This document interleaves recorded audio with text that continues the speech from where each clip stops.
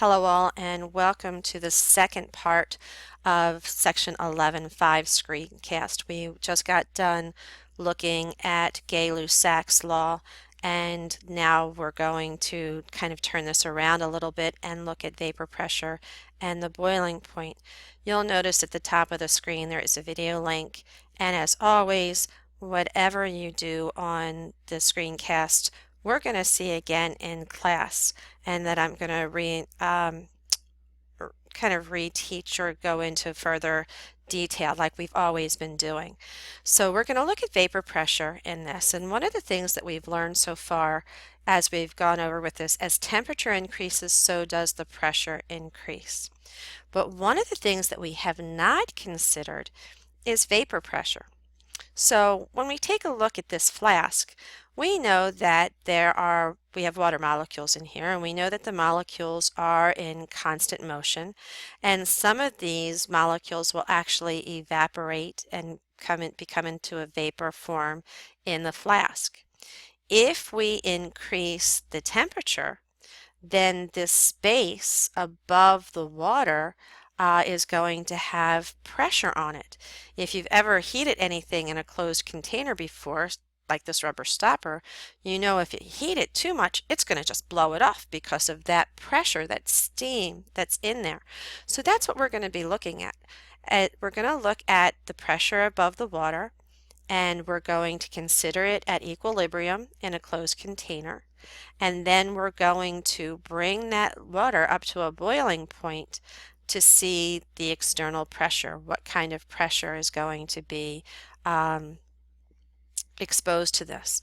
So we already know some forms of pressure as our atmospheric pressure, and we know that that can be measured in 760 millimeters of mercury, or 760 torr, or we even have 1 atmosphere of pressure. And we're going to consider how this pressure exerts at all different angles. The vapor pressure in the bubble equals the atmospheric pressure that we're going to be considering in this.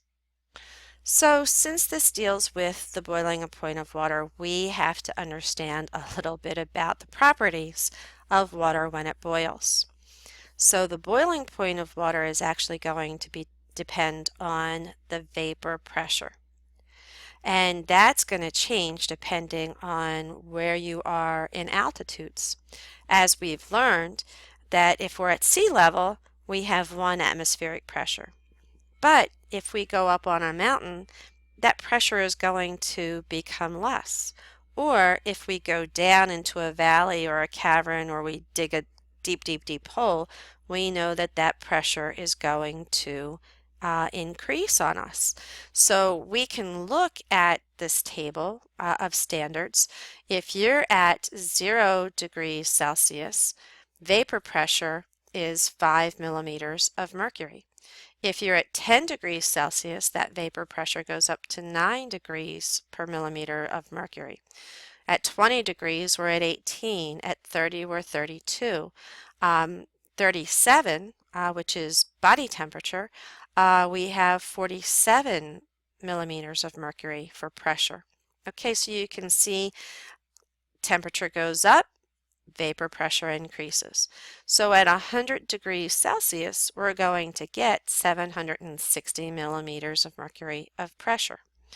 Obviously, we're going to watch another video clip in class, so make sure that you're there. If we're not in class, then cut and paste this, and you've got to watch it on your own. Okay? So what we can see is the boiling point of water is really going to depend on the pressure of the vapor. And we're going to see that at higher pressures, that boiling point is going to change. So if we have simply 270 millimeters of mercury, our boiling point at degrees Celsius of that water, because of that pressure, is going to be 70 degrees Celsius. If we increase that to 467 millimeters of mercury, look at our boiling point. It's at 87 degrees Celsius. If we go to 630 millimeters of mercury, it's going to be 95. Okay, so we can continue through this scale. So the significance or the importance of this is we can use this idea as a sterilization piece for us. We could make an autoclave, which is actually used to sterilize equipment at 107 degrees Celsius. What it does is it increases the pressure, which increases the temperature, and then it's able to sterilize the equipment. Your dentist and surgeons use an autoclave. Biologists and scientists will use an autoclave for those purposes. Okay? All right, that's going to end this section, and we will continue with 11.6 in another screencast. Have a good one.